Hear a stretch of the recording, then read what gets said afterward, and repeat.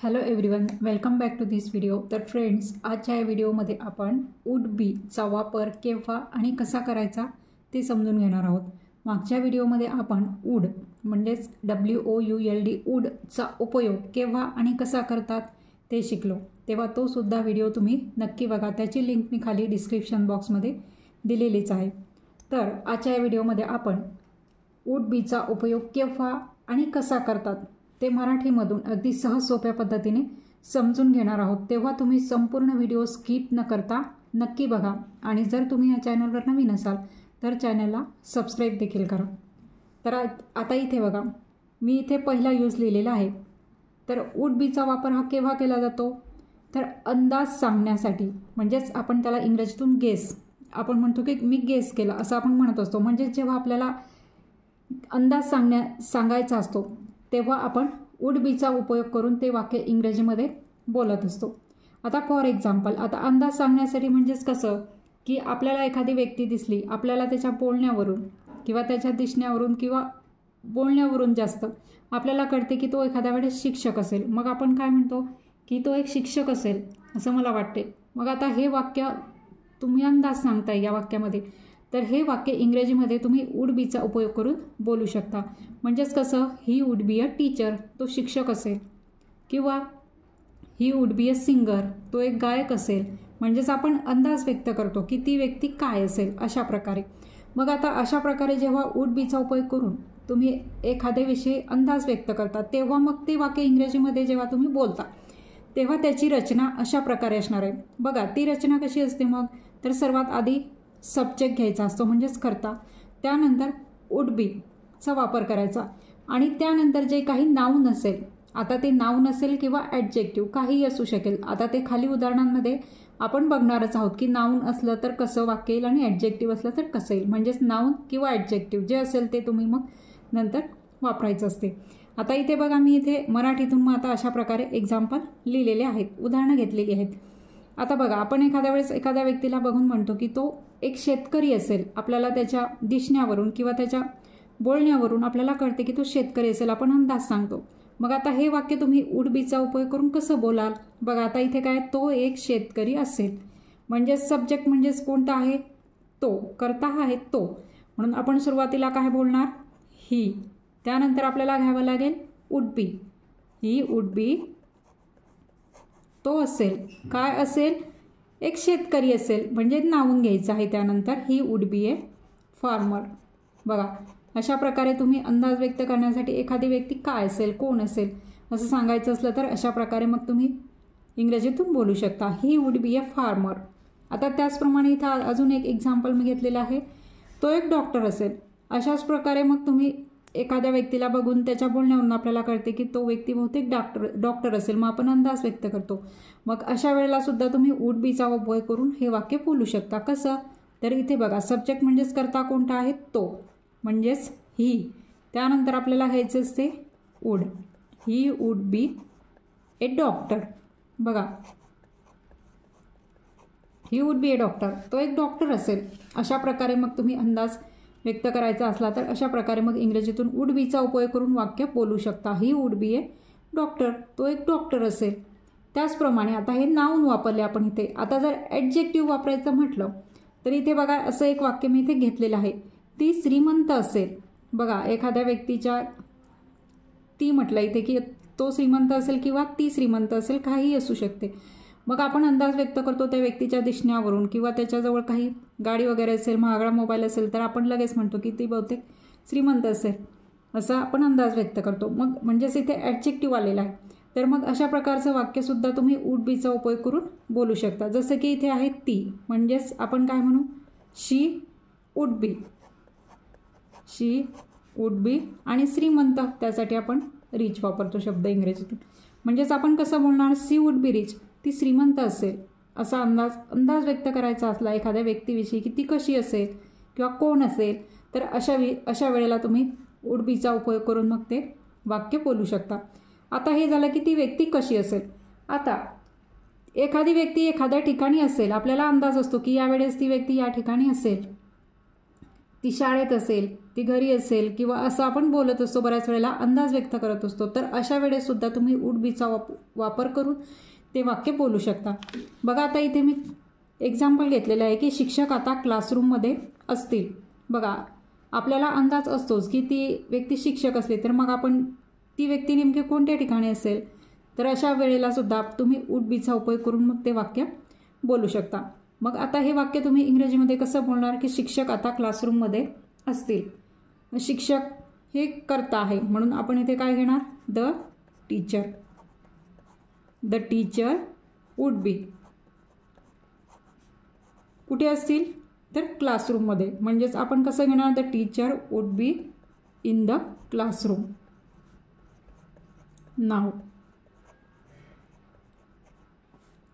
बघा अशा प्रकारे मग हे वाक्य इथे वुड बीचा उपयोग करून तुम्ही बोलू शकता. शिक्षक आता क्लासरूममध्ये असतील, the teacher would be in the classroom. किंवा इथे अजून एक एक्झाम्पल मी घेतलेलं आहे की ती आता शाळेमध्ये असेल. बघा असा अंदाज, एखादी व्यक्ती कोणत्या ठिकाणी असेल, मग आपण म्हणतो की ते आता शाळेमध्ये असेल. मग आता हे वाक्यसुद्धा तुम्ही कसं बोलणार, she would be in the school now. बघा अशा प्रकारे मग तुम्ही वुड बीचा उपयोग करून, आता हे काय आहे, आपला अंदाज आहे. म्हणजे जेव्हा आपल्याला एखादी व्यक्ती कुठे असेल किंवा एखादी व्यक्ती काय असेल, कोण असेल, असा अंदाज व्यक्त करायचा असला तर त्यावेळेस तुम्ही वुड बीचा उपयोग करून मग हे वाक्य बोलू शकतात. इथे मी अशा प्रकारची एक्झाम्पल घेतलेली आहेत. आपल्या रोजच्या बोलण्यामध्ये अशा प्रकारची वेगवेगळी तुम्ही वाक्य बोलत असाल किंवा आपण बोलतो, तेव्हा अशा प्रकारे मग तुम्ही वुड बीचा उपयोग करून हे वाक्य इंग्रजीमध्ये बोलू शकता. त्याचप्रमाणे आता आपण अशा प्रकारे पण एक वाक्य बोलत असतो की तो आता डॉक्टर झाला असता, किंवा तो म्हणजेच बीकॉम या अर्थाने सुद्धा तुम्ही वुड बीचा उपयोग करून वाक्य इंग्रजीतून बोलू शकता. बनला असता, बीकॉम म्हणजेच काय तर बनणे, म्हणजेच एखादी व्यक्ती शिक्षक बनली असती. तू जर असं केलं असतं तर तू शिक्षक बनला असता, खूप अभ्यास केला असता तर तू डॉक्टर झाला असता, किंवा बीकॉम या अर्थाने सुद्धा तुम्ही वुड बीचा उपयोग करून वाक्य इंग्रजीमध्ये बोलू शकता. म्हणजेच आपण काय दाखवत असतो त्यावेळेला, पॉसिबिलिटी. आता पॉसिबिलिटी म्हणजेच काय तर शक्यता. तर बघा अशा प्रकारची एक्झाम्पलसुद्धा मी इथे खाली घेतलेली आहेत. आता इथे काय, तो डान्सर असता, म्हणजेच आपल्याला की इथे मग आता आपण ते कसं घेणार आहोत, तोसाठी आपण इथे अर्थातच काय घेणार आहोत, ही. नंतर आपण would be, he would be a dancer. बघा आता वुड बी, तो डान्सर असता म्हणजेच काय की तो डान्सर बनला असता, म्हणजेच बीकॉम या अर्थाने आपण वुड बीचा उपयोगसुद्धा करू शकतो. आपल्याला असं सांगायचं असलं की तो डॉक्टर बनला असता, तो शिक्षक बनला असता, तो इंजिनियर बनला असता, मग आपण ही वुड बी, इथे डान्सर घेतलेला आहे, he would be a dancer, he would be an engineer, तो इंजिनियर बनला असता या अर्थाने तुम्ही वुड बीचा उपयोगसुद्धा करू शकता. आता नेक्स्टसुद्धा मी इथे घेतलेला आहे की तो क्रिकेटर असता, म्हणजेच तो क्रिकेटर बनला असता या अर्थाने हे वाक्य आहे. म्हणजेच हे वाक्यसुद्धा कसं येणार आहे, he would be a cricketer. अशा प्रकारे तो क्रिकेटर असता म्हणजेच काय, तो क्रिकेटर बनला असता, म्हणजेच बनला असता बिकम या अर्थाने आपण वुड बीचा उपयोग इथे करू शकतो, ही वुड बी ए क्रिकेटर. आता नेक्स्ट बघा, आता इथे सुद्धा मग अंदाजच व्यक्त, गेस म्हणजेच अंदाज सांगण्यासाठीच तुम्ही इथे वुड बीचा उपयोग केला असता. म्हणजेच तुम्हाला सांगायचं असलं की तो हा बनला असता, ते बनला असता, ते सांगण्यासाठी म्हणजेच तो सुद्धा आपला अंदाज असतो, शक्यता सांगत असतो आपण, तेव्हा सुद्धा तुम्ही वुड बीचा उपयोग हा इंग्रजी बोलताना करू शकता. त्यानंतर आता नेक्स्ट बघा, टू शो ॲक्शन, म्हणजेच एखादी व्यक्ती काही क्रिया करत असेल तर त्यावेळेससुद्धा तुम्ही वुड बीचा उपयोग करून इंग्रजीमध्ये ती व्यक्ती जी काही करत असेल ते इंग्रजीमध्ये सांगू शकता. आता मग अशा प्रकारचे वाक्य जेव्हा आपल्याला बोलायचे असतात वुड बीचा उपयोग करून, तेव्हा मग त्याची रचना कशी असते, तर इथे बघा त्याची रचना कशी येणार आहे. मग सर्वात आधी तर सब्जेक्ट म्हणजेच कर्ता, त्यानंतर येत असते वुड बी, त्यानंतर असते V1 इथे प्लस V1 ING, म्हणजेच क्रियापदाला ING प्रत्यय असलेलं रूप, किंवा त्याला V4 फॉर्म असं सुद्धा म्हणतात. आणि सर्वात शेवटी मग घेतला तो ऑब्जेक्ट. बघा आता क्रिया करत असेल या अर्थाचं जर वाक्य आपल्याला बोलायचं असेल तर ते वुड बीचं वापर करून तुम्ही अशा प्रकारे रचनेने बनवू शकता. आता इथे बघा मी एक एक्झाम्पल घेतलेलं आहे. केव्हा केव्हा आपण म्हणतो की ती आता झोपली असेल. म्हणजेच आता हे वाक्य तुम्ही कसं बोलू शकता मग इंग्रजीत, तर आपण घेऊ शकतो तीसाठी शी, नंतर वुड बी, नंतर आपल्याला क्रियापदाचा आयएनजी प्रत्यय म्हणजे झोपणे म्हणजे स्लीप. मग स्लीपचा आयएनजी फॉर्म इथे घेणार आहोत आपण sleeping. She would be sleeping now. बघा सी वुड बी दोन आहे एकत्र झाल्यासारखं वाटेल. She would be sleeping now. ती आता झोपली असेल. म्हणजे एखादी व्यक्ती एखादी क्रिया करत असेल असं जर आपल्याला सांगायचं असलं तर त्यावेळेस सुद्धा आपण काय वापरत असतो, तर वुड बीचा उपयोग हा करत असतो. त्याचप्रमाणे आता इथे सुद्धा एक वाक्य अजून घेतलेलं आहे. ती आता स्वयंपाक करत असेल. बघा मग इथे सुद्धा वाक्य कसं येणार आहे, सी वुड बी. आपल्याला या रचनेनुसारच मग ते वाक्य बनवायचं आहे. करता आधी घेतला, नंतर आपण घेतला वुड बी, नंतर आपल्याला काय घ्यायचं आहे क्रियापदाचे V1 फॉर्म आयएनजी प्रत्यय असलेले म्हणजेच क्रियापदाचे आयएनजी प्रत्यय असलेले रूप. स्वयंपाक करणे she would be cooking. Cooking food असं सुद्धा म्हणू शकता तुम्ही किंवा कुकिंग सुद्धा म्हणू शकता. She would be cooking food now. ती आता स्वयंपाक करत असेल. बघा अशा प्रकारे. किंवा ती आता झोपली असेल. सी वुड बी स्लीपिंग नाव. म्हणजेच एखादी क्रिया एखादी व्यक्ती करत असेल, क्रिया करत असेल तर ते दाखवण्यासाठी सुद्धा तुम्ही वुड बीचा उपयोग करू शकता. आता नेक्स्ट बघा, हे जे आपण वरती उपयोग पाहिले ते सर्व अंदाज व्यक्त केलेले आहेत. यामध्ये एखादी व्यक्ती ही क्रिया करत असेल किंवा तो व्यक्ती हे बनला असता किंवा तो शेतकरी असेल किंवा डॉक्टर असेल, अशा प्रकारचे वेगवेगळ्या प्रकारचे जे अंदाज असतात ते अंदाज व्यक्त करण्यासाठी तुम्ही वुड बीचा उपयोग करू शकता. म्हणजेच हा पहिला उपयोग झाला. त्यानंतर इथे दुसरा उपयोग दिलेला आहे पॉसिबिलिटी इन फास्ट. म्हणजेच भूतकाळातील काही पॉसिबिलिटीज आपल्याला सांगायच्या असतील की ज्या ॲक्शन दर्शवतात, तर अशा वेळेस सुद्धा तुम्ही वुड बीचा उपयोग हा करू शकता. मग आता याचं स्ट्रक्चर कसं असणार आहे, तर सर्वात आधी तर सब्जेक्ट, त्यानंतर वुड बी, त्यानंतर V4 फॉर्म म्हणजेच क्रियापद त्याला आयएनजी प्रत्यय, आणि सर्वात शेवटी मग असतो ऑब्जेक्ट म्हणजेच काय तर कर्म. म्हणजेच अशा प्रकारचे वाक्य जर तुम्हाला बोलायचे असतील भूतकाळातील पॉसिबिलिटीविषयी, शक्यतेविषयी आणि जे ॲक्शन दाखवतात, कृती दर्शवतात, तर अशा वेळेला सुद्धा तुम्ही वुड बीचा उपयोग करून इंग्रजीतून या रचनेनुसार वाक्य बोलू शकता. आता इथे बघा, इथे एक्झाम्पल घेतलेलं आहे मी काल सकाळी काम करत असतो. बघा क्रिया दाखवलेली आहे काम करण्याची, आणि कशी आहे ती क्रिया कोणत्या काळातील आहे तर भूतकाळातील, आणि शक्यता पण आहे हिच्यात. मी काल सकाळी काम करत असतो यावरून आपल्याला कळते की पॉसिबिलिटी इन पास्ट हे वाक्यातून दर्शवलेलं आहे. मग अशा प्रकारचं वाक्य सुद्धा तुम्ही वुड बीचा उपयोग करून बोलू शकता. मग आता हे वाक्य वुड बीचा उपयोग करून कसं बोललं गेलं पाहिजे, तर मी म्हणजेच त्यासाठी आपण वापरतो करता आहे मी म्हणजेच आय. त्यानंतर काय घ्यायचं आहे would be, I would be. नंतर आपल्याला आता V1 आयएनजी म्हणजेच क्रियापदाचे आयएनजी प्रत्यय असलेले रूप. आता इथे क्रियापद आहे काम करणे, काम करत म्हणजेच मूळ क्रियापद काम करणे म्हणजेच वर्क, त्याचा आयएनजी प्रत्यय घ्यायचा आहे आपल्याला working. I would be working. आता काल सकाळी म्हणजेच yesterday morning.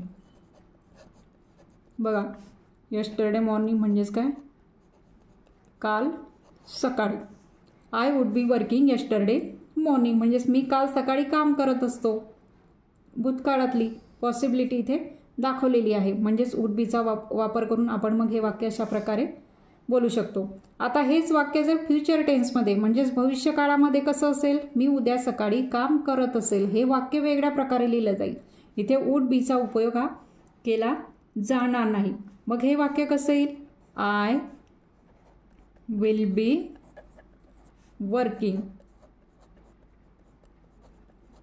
I will be working tomorrow morning. बघा,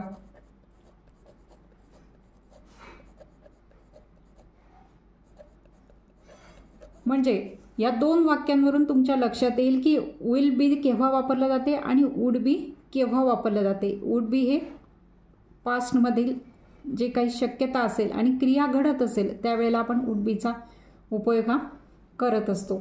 आता नेक्स्ट आहे थर्ड यूज आहे वुड बीचा पॅसिव्ह व्हॉइस सेंटेन्सेस, म्हणजेच कर्मणी प्रयोग, त्याला मराठीतून असं म्हणतात. जसं ॲक्टिव्ह व्हॉइस आणि पॅसिव्ह व्हॉइस दोन प्रयोग आहेत. तर त्यापैकी पॅसिव्ह व्हॉइसचे जे सेंटेन्सेस असतात त्यामध्ये सुद्धा वुड बीचा उपयोग हा केला जातो. आता फॉर एक्झाम्पल, त्याला पाठवले जाईल किंवा आम्हाला, आपण असं म्हणतो की आम्हाला पाठवले जाईल, म्हणजे एखाद्याकडून एखादी क्रिया केली जाते तेव्हा तो काय असतो, कर्मणी प्रयोग. आता इथे दिलेलं आहे वाक्य की त्याला पाठवले जाईल. मग आता हे वाक्य इंग्रजीतून कसं होईल वुड बीचा उपयोग करून? त्याला म्हणजेच आपण इंग्रजीमध्ये ही वापरतो, ही वुड बी. आणि अशा प्रकारच्या वाक्यांमध्ये पॅसिव्ह व्हॉइसच्या वाक्यांमध्ये जे क्रियापद असते, बघा इथे पाठवले हे क्रियापद आहे, तर या क्रियापदाचे तिसरे रूप वापरले जाते, म्हणजेच V3 फॉर्म वापरला जातो. पाठवणे, सेंड, आणि पाठवले म्हणजेच इथे येणार आहे तिसरं रूप क्रियापदाचं send. He would be send, त्याला पाठवले जाईल. आता पाठवले जाईल म्हणजेच इथे कोणाकडून तरी पाठवले जाईल, म्हणून इथे काय असते, ही वुड बी सेंट बाय, असं पॅसिव्ह व्हॉइसमध्ये दिलेलं असतं. बाय देम असं पण तुम्ही म्हणू शकता. ही वुड बी सेंट बाय, त्यांच्याकडून त्याला पाठवले जाईल. अशा प्रकारे मग पॅसिव्ह व्हॉइसची जी सेंटेन्सेस असतात, वाक्य असतात, त्यामध्ये सुद्धा वुड बीचा उपयोग हा केला जातो. तर अशा प्रकारे आजच्या या व्हिडिओमध्ये आपण वुड बीचा उपयोग हा केव्हा आणि कसा केला जातो ते मराठीतून उदाहरण घेऊन त्याचं इंग्रजीमध्ये वुड बीचा उपयोग करून आपण इथे रचनेनुसार ट्रान्सलेशन केलेलं आहे, म्हणजेच अंदाज सांगण्यासाठी. त्याचप्रमाणे अंदाज मग तो कुठल्याही प्रकारचा, की जसं एखादी व्यक्ती कोण असू शकते तो अंदाज, त्याचप्रमाणे एखादी व्यक्ती कोण बनू शकली असती तो अंदाज, त्याचप्रमाणे एखादी व्यक्ती काय क्रिया करत असेल ते सांगण्यासाठी हे जे सर्व एक्झाम्पल्स आहेत ते अंदाज सांगण्यासाठीच वापरली गेलेली आहेत. त्याचप्रमाणे पॉसिबिलिटी इन पास्ट म्हणजेच काय, तर भूतकाळातील एखादी शक्यता ती सुद्धा ॲक्शन शोईंग असेल तर अशा वेळेससुद्धा वुड बीचा वापर हा केला जातो. त्याचप्रमाणे पॅसिव्ह व्हॉइस सेंटेन्सेस जी असतात त्यामध्ये सुद्धा वुड बीचा उपयोग हा केला जातो. तर अशा प्रकारे आजच्या या व्हिडिओमध्ये आपण वुड बीचा उपयोग हा केव्हा आणि कसा केला जातो ते शिकलो. तेव्हा आजचा हा माझा व्हिडिओ तुम्हाला कसा वाटला ते कमेंट करून नक्की सांगा. आणि व्हिडिओ जर आवडला असेल तर व्हिडिओला लाईक करा, शेअर करा, आणि जर तुम्ही या चॅनलवर नवीन असाल तर चॅनलला सबस्क्राईब देखील करा. थँक्यू.